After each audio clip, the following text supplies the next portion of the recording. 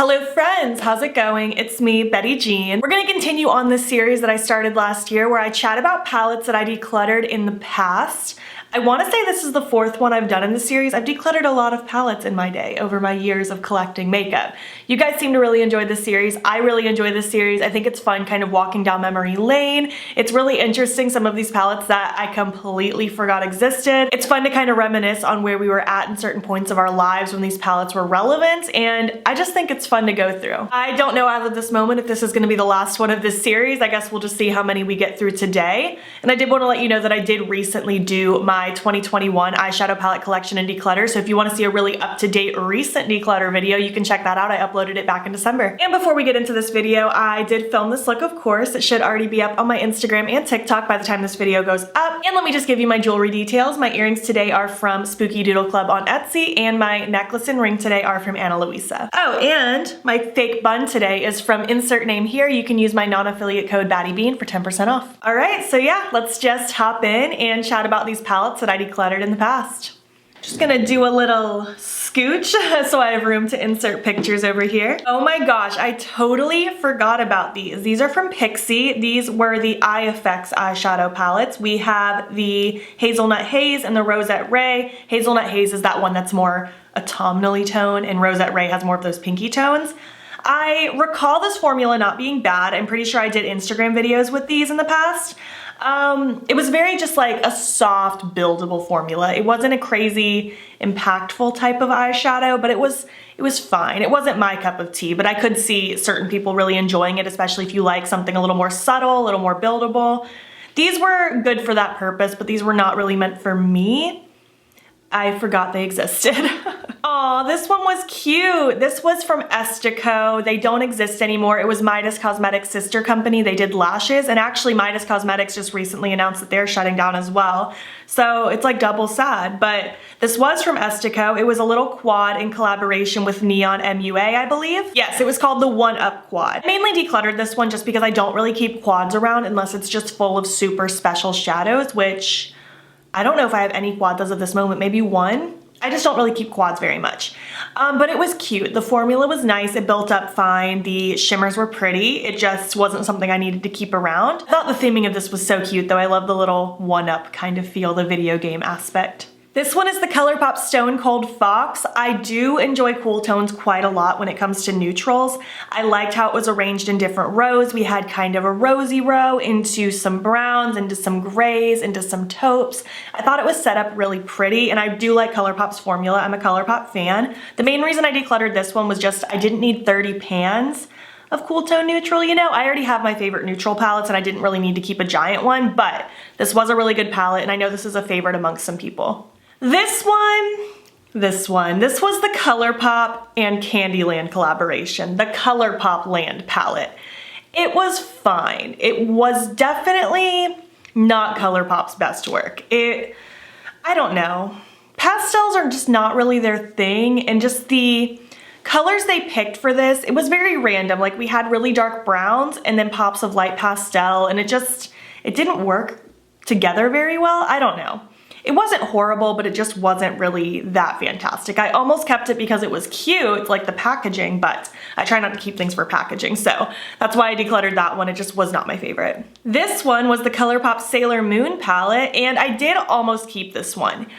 It's cute, it's kind of like half neutral, half colorful. I like the bright pops of pinky, yellow, purple, but the thing is this palette was full of mostly sequin shadows, which is the mattes with little sparkles pressed into it. That's not my favorite formula. I've kind of like gotten more used to it now. I used to hate it back then. Now I'm just kind of more whatever about it.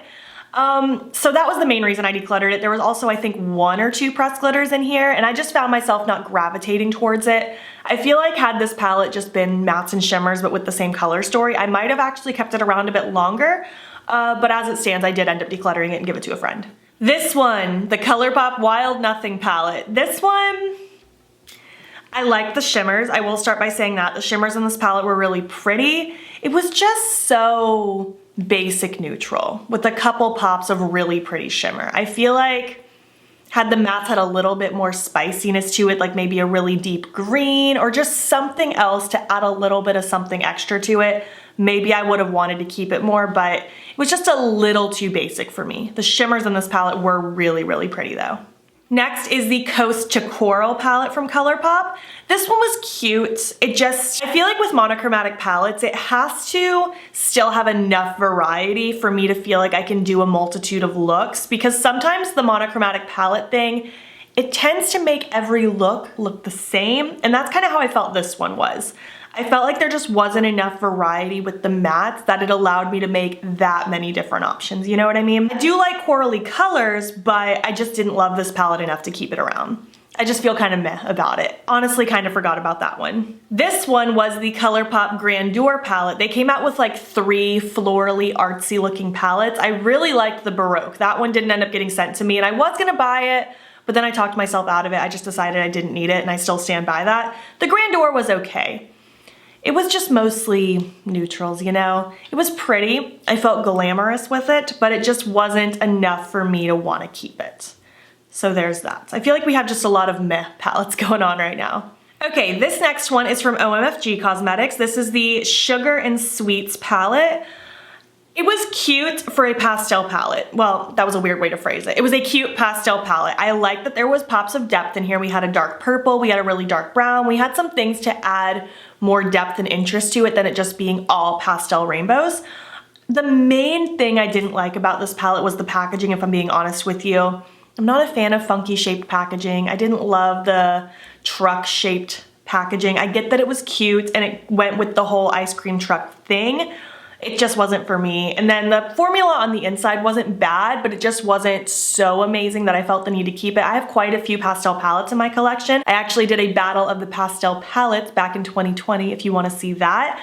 I actually don't know if this palette is included in that video. It might be, it might not be. I don't remember if I got this before or after. Nonetheless though, I have a lot of pastel palettes that I really enjoy, so this one just didn't quite make the cut, but it wasn't a bad palette.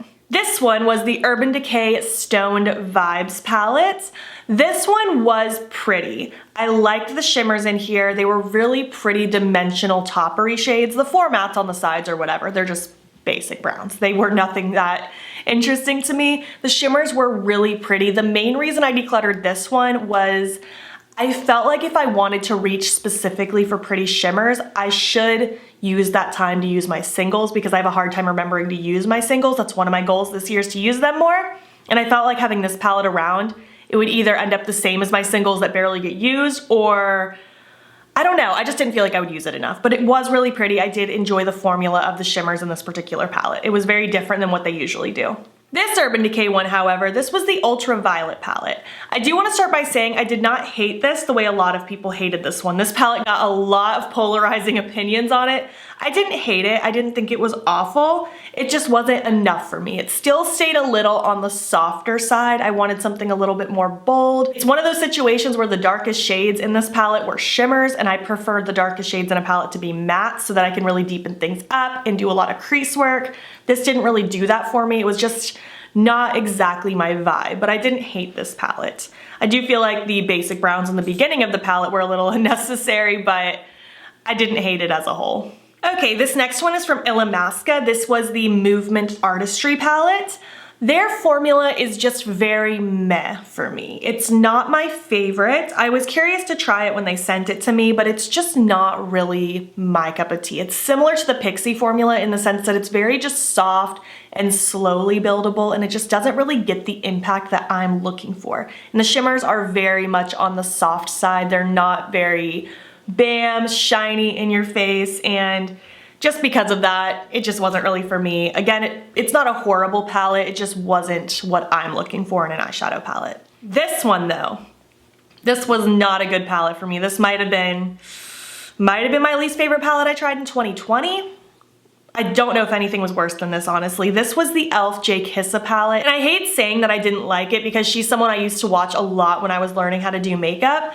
And I always appreciated that she was cruelty free and all that good stuff, but this palette just was not very good for me. Some of the shades were okay, but some of them were just so patchy and hard to work with, particularly the dark shades and particularly the purples and blues. The shimmers were okay. Again, they weren't anything that exciting. They weren't horrible. I don't know. This palette was just a miss for me, so I definitely decluttered that one. It's funny because my least favorite palette of 2021 was also an e.l.f. palette. It was that Electric Mood palette or something like that. It just wasn't good. I don't know what it is. I hear great things about the bite-size eyeshadow palettes, but those big palettes are not it. Aw, the BH Cosmetics Weekend Festival palette. This was, I believe, their first festival palette. I talked about the Color Festival, I think, in the last video in this series. I did hold on to this one for a long time, but eventually I just decided I didn't need to keep this one anymore. Kind of ran its course for me. I got a lot of fun out of it. I loved the colors. I thought this was such a fun, colorful palette. It was one of my favorites for a while, but just over time, as I added more and more things into my collection, I found formulas that I liked better. BH Cosmetics has definitely stepped their formula up. If that Blueberry Muffin palette tells you anything, I love that palette, but I don't know. I felt like this one was just kind of getting old. It ran its course. I got my use out of it. This one was the Ditto Cosmetics Galaxy palette. I didn't love the mismatched pan size. The only palette that I'm kind of cool with that is the Sugar Pill Capsule palettes because I just feel like it fits that theme really nicely. Before anyone says anything, I totally understand that this fits the Galaxy theme with the different size planets and stuff. I just don't love it. I don't know how to explain it. It was fine. I feel like the mattes were very subpar. The shimmers were pretty. They did a decent job with their marbly shimmers. There was a giant pressed red glitter in it that was not my favorite thing. I don't know. It was just very much a forgettable palette for me and it wasn't groundbreaking enough for me to want to keep it. I think I only used it once or twice. It just wasn't really my thing. And we can also talk about the 3 Goddess palettes. The Aphrodite is the first one that I decluttered, mostly just because there were certain shades in it that did not perform very well. It's a shame too because all of these color stories were really pretty and I loved the artwork. It's just what was on the inside wasn't really that exciting for me. And this was the first one I decluttered back in 2020, but then this past year I did declutter the Hera palette and the Athena palette. The Athena one was beautiful, lots of greens, swampy tones. It was just one of those things where I held on to it for the year and I didn't really use it last year. So that's why I decluttered it. And same goes with the Hera. I love the primary colors based theme. I love the red, blue, yellow all next to each other. It was so pretty. I just didn't find myself wanting to reach for it. I don't know why. I mean, it's just because the formula wasn't amazing. It wasn't horrible, but it just wasn't that wonderful. You know what I mean? It was very meh for me. All right, Spoiled Cosmetics. I did declutter a couple things from Spoiled Cosmetics during this declutter. I'm pretty sure this was all 2020, by the way. This was the Bar of Gold palette. The formula is nice. The formula from them that has the little lips imprinted on the shadows, that's a good formula. The mattes blend so beautifully, so pigmented. The shimmers are very creamy and very lovely. This color story just wasn't that groundbreaking for me, you know? I know it's some people's cup of tea, it's just not mine. I don't want a bunch of like golden based browns and a couple pops of purple. That's just not really my thing. Not a bad palette, just not my color story. Oh, this one, however. This was the Be Royal palette, I believe is what it was called, and I was so excited for this one. When they first sent me palettes, I was thrilled to receive this one because I thought this was such a beautiful color story, and I still love this color story. Very dusty, muted, but still kind of grungy. I loved it. Don't love the 2 pressed glitters, but color story was amazing. Formula, not so good. I don't know why this formula was so bad compared to the formula I just talked about, but these shadows were so sheer. They barely built up. They were just not good. So unfortunately, I couldn't keep it because if this formula was as good as the other formula, I probably would still have this now because I love this color story. Next is the Monster Squad palette, I believe is what it's called. It's cute. I had fun playing with this one. Very bright, very just in your face, very loud. Again, I don't love the pressed glitter that's in there, but the color story was fun. The main reason I decluttered that one is just I didn't feel like I needed another rainbow-based palette in my life at this point, so I did declutter it. I don't really regret it. It was fun to play with, but it's not one that I needed to keep around long term. And then we can talk about this one. This is the Dear Diary palette. I think, ooh, I don't know. I think I decluttered that this year, actually. I think I did keep it during this round, but I think I decluttered it this past year in 2021. It's a cute pastel palette. Again, I do like the formula that's in this palette as well because it has the lips on it and something about this formula just performs really nicely. But I guess I just didn't use it enough in 2021 to deem it a pastel palette that I needed to keep. So I did give this one to a friend. Oh, we got one more Spoiled Lips palette. This is the Oh Abby palette. This is a rainbow palette. And again, similar reason to the Monster Squad palette, I just didn't find myself wanting to keep another rainbow palette. And I do feel like this formula also isn't as good. This has hearts on it, and it's not just because of the shape, because I tried this one first. I think this was the first one I ever tried after that Be Royal palette.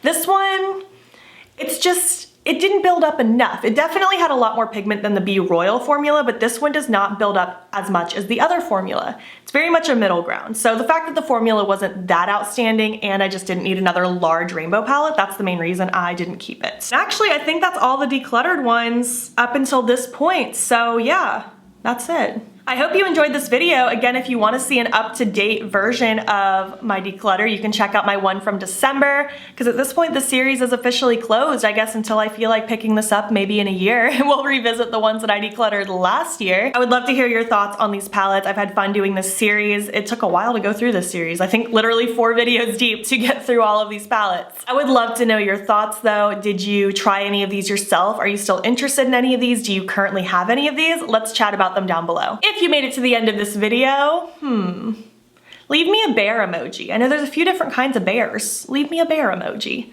And if you like this video, please give it a thumbs up. It helps my channel out a lot. And if you're not already, you can follow me on my other socials. You can join the battybean fam. I am battybean on everything. I post every day on Instagram, and I'm pretty active on TikTok and Twitter as well. And if you want, you can subscribe if you want to see more of my videos. I'm posting most days over here. Thank you so much for watching, and I will catch you in the next one. Okay, bye.